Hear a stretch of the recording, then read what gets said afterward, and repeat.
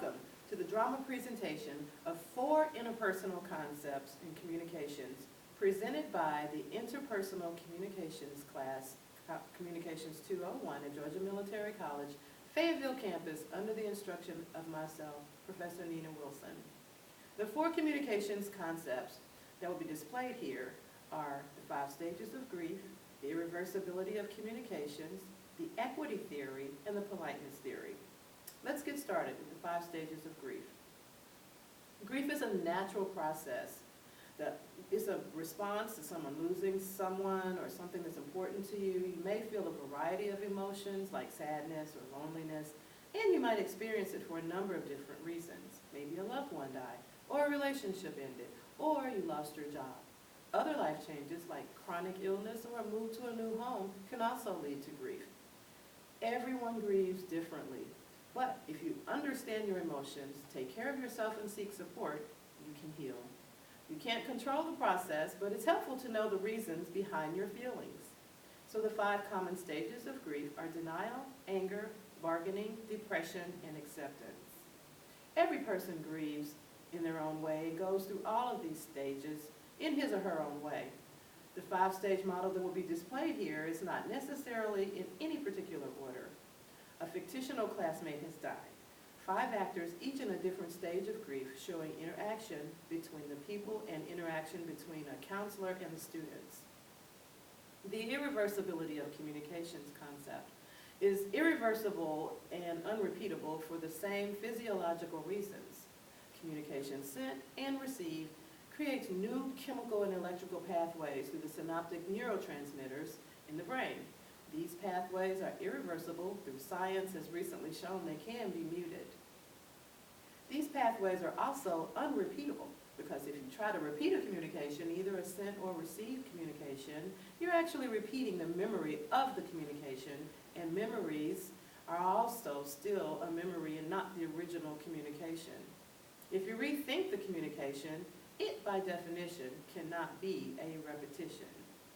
It is for these physiological reasons that communications, even seemingly simple ones, do have irreversible effects on the cognition, memory, brain structure, and life events of both the sender and the receiver.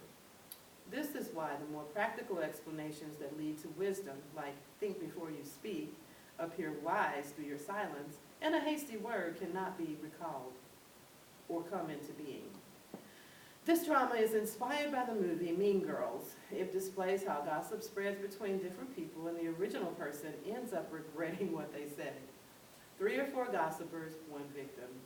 We will incorporate texting and social media into the skit. The skit will end with a confrontation between the victim and the initial gossiper. The equity theory. It puts into clear focus the sources of relational dissatisfaction that can be seen every day. The equity theory claims that you develop and maintain relationships that are equitable, and there's considerable evidence to show the equity leads to satisfying relationships and that a lack of equity leads to dissatisfaction.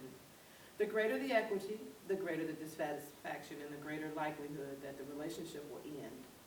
Equity prevails as each party derives rewards in proportion to the cost paid. Relationships are satisfying when each person's rewards are proportional to his or her costs. Here, you will see demonstrated the communications concept called the equity theory. In this business environment scenario, the wrong person gets the raise. 3 characters, boss, hero, and underserving coworker. This skit will explore the way that people feel when their outputs do not match their inputs. This skit will also illustrate the conflict that arises from unequal responsibilities between 2 roommates. One roommate has more responsibilities, yet they pay the same rent. And then, finally, in the politeness theory, it suggests that relationships are satisfying when positive and negative face needs are met. Politeness is a major force in developing, maintaining, and in deteriorating relationships. Positive face is the need to be thought of highly, to be valued, to be esteemed, and negative face is the need to be autonomous or to be in control of one's own behavior, to not be obligated to doing something.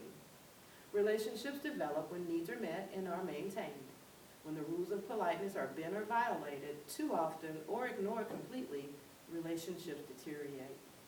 Politeness will not explain all the reasons for relationship development or deterioration, but it explains part of the process. What is perceived as a rude or insensitive, what is perceived as rude or insensitive by another may be different to another person.